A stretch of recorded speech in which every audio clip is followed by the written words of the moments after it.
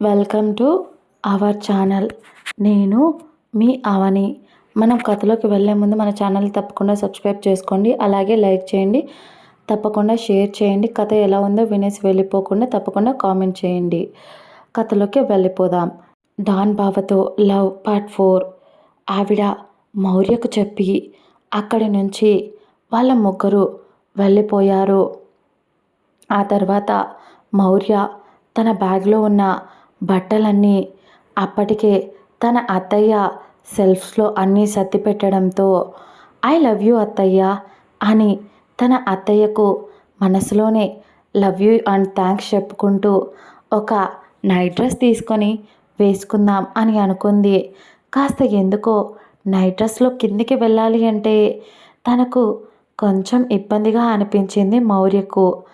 విక్రమ్ ముందు నైట్ డ్రెస్లో తిరగాలి అంటే ఏదో ఒక రకమైన భయం. అతడికి నచ్చుతుందో లేదా నచ్చదా అని. అందుకే నార్మల్ లెగ్గిన్ అండ్ ఒక సింపుల్ క్రాప్ టాప్ వేసుకొని మెడలో ఒక స్కార్ఫ్తో బయటికి వచ్చింది. ఆ ఇల్లు తను ఎప్పుడో చిన్నప్పుడు వచ్చింది అక్కడికి. ఇప్పటికీ చాలా మార్పులే జరిగిపోయాయి ఆ ఇంట్లో.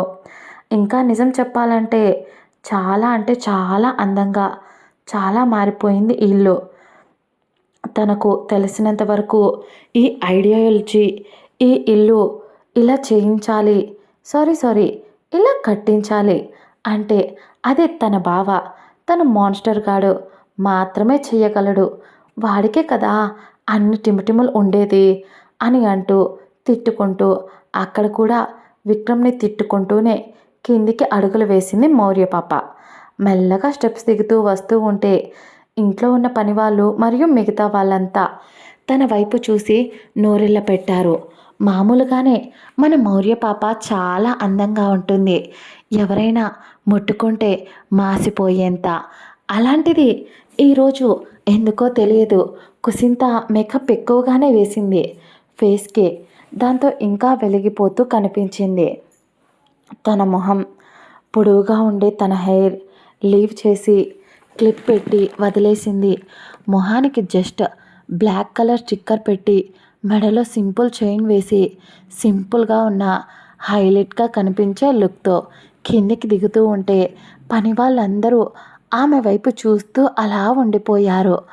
వాళ్ళకు ఆమె వస్తూ ఉన్నప్పుడు మార్నింగ్ జరిగింది వాళ్ళందరికీ ఒక్కసారిగా గుర్తొచ్చేసింది.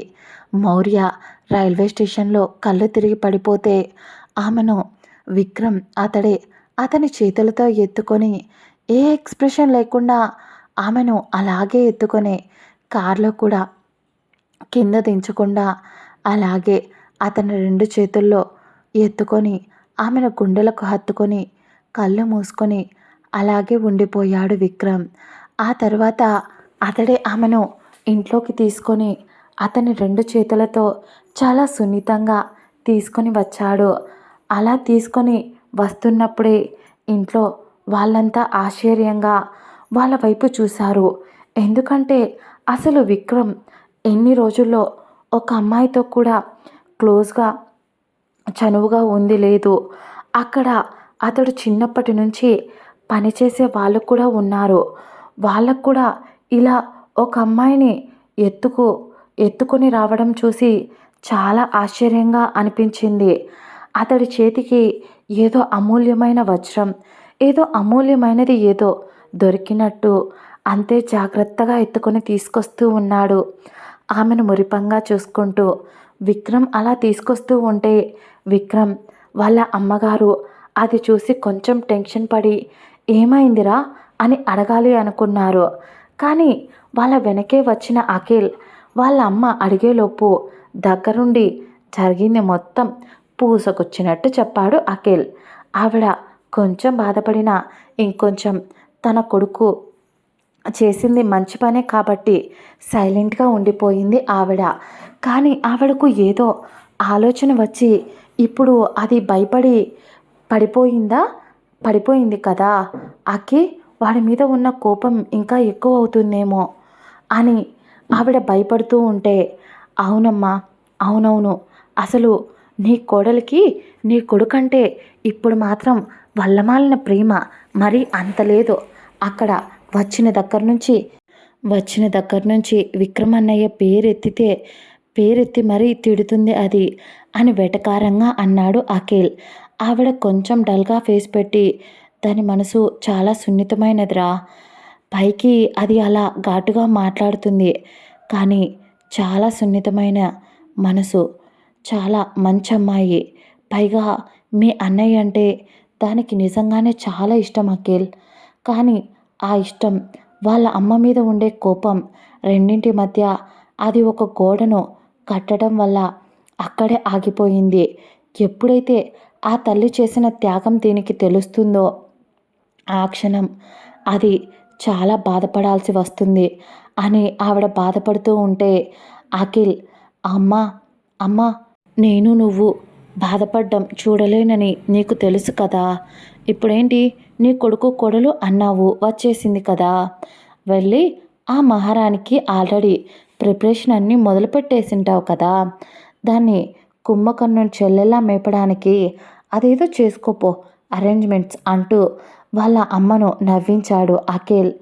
ఆవిడ కూడా నవ్వుకుంటూ ఇప్పుడు కోడల దగ్గరికి వెళ్ళటానికి తన కొడుకు ఆ గదిలోకి వెళ్ళాడు అని ఆవిడ కిచెన్లోకి వెళ్ళిపోయింది. తర్వాత వెళ్ళొచ్చని చెప్పి ఇక ఇక్కడ మన విక్రమ్ బాబు తనని జాగ్రత్తగా ఎత్తుకొని వచ్చి చేతుల్లోనే తనని ఒకసారి తనివి తీరా గుండెలకు హత్తుకొని ఆ తర్వాత ఆమెను అక్కడే బెడ్పై పడుకోబెట్టి తనివి తీరా ఆమె మొహాన్ని చూశాడు.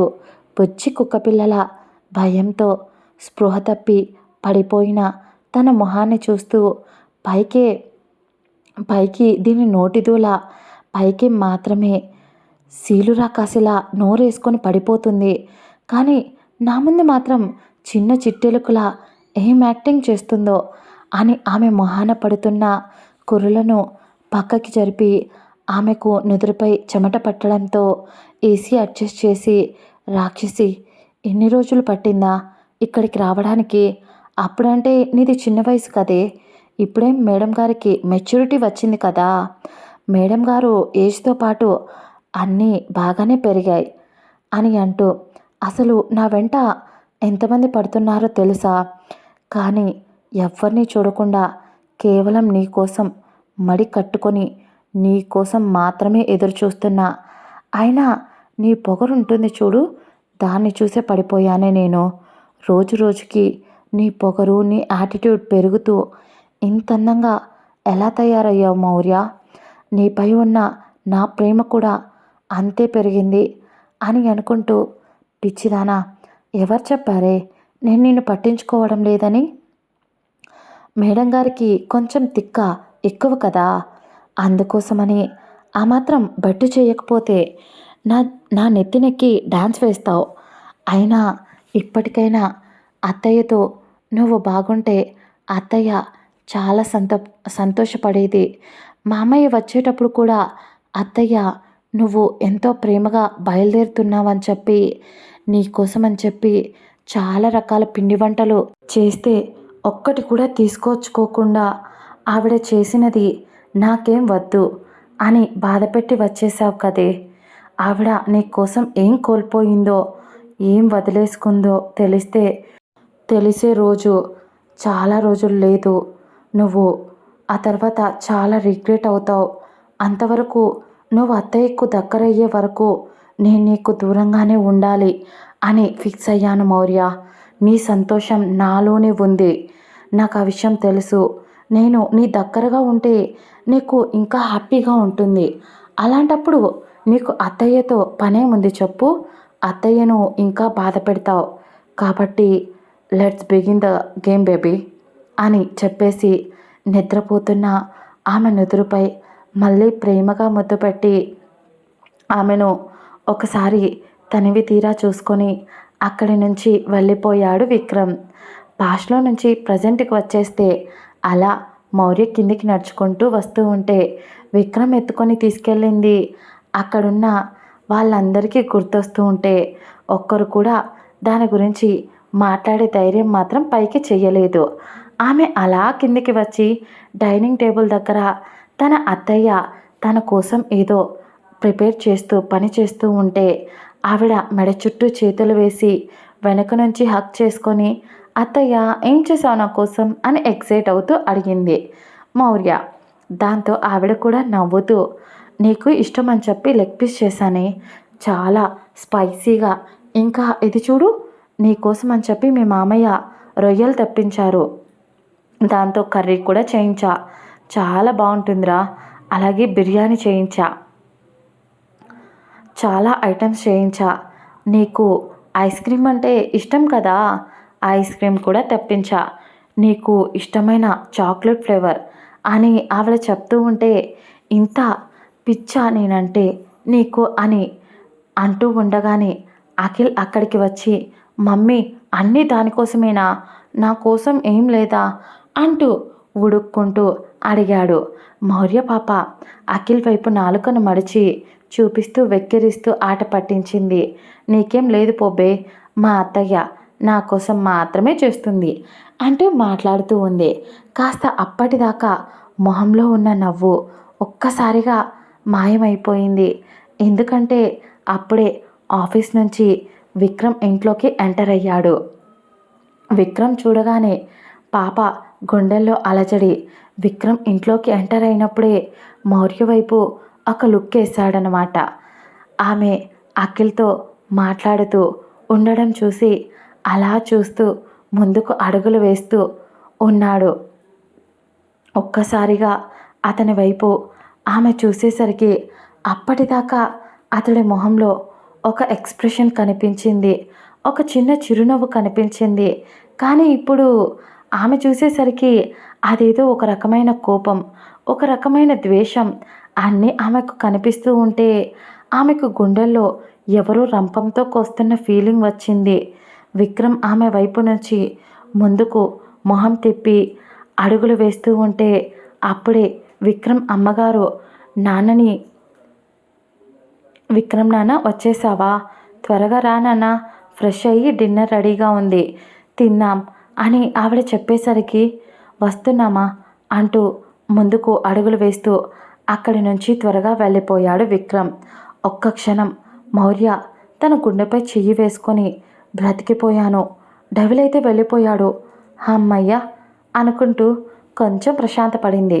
కానీ ఎందుకో అతడి కళ్ళల్లో ఆమె మీద ఇంకా కోపం, ఆమె మీద అసహ్యం ఇంకా కనిపిస్తూ ఉంటే నేను అంత తప్పు చేశానా బావా, అది నాకు ఆమెకు సంబంధించిన మ్యాటర్, మా ఇద్దరికి సంబంధించింది, నీకు ఎన్నిసార్లు చెప్పాలి, ఆమె నా తల్లి కాదు, ఆమె నాకు కేవలం అంటే కేవలం సవతి తల్లి మాత్రమే. నిజం చెప్పి నిజమే, పైకి కనిపించకుండా ఏ రోజు నన్ను ఆరళ్ళు పెట్టలేదు ఆవిడ, కానీ ఆమెకు నాకు ఎందుకో సెట్ అవ్వదు. నానమ్మ చిన్నప్పుడే చెప్పింది ఆవిడ గురించి నాకు అని. ఇదండి ఇవాళ ఎపిసోడ్. మన కథ డైలీ ప్లీజ్ ఫాలో అవ్వండి, ఇక్కడ నుంచి డైలీ పెడతాను. అలాగే తప్పకుండా కథ ఎలా ఉందో కామెంట్ చేయండి, లైక్ చేయండి. సారీ లేట్గా అప్డేట్ ఇస్తున్నందుకు.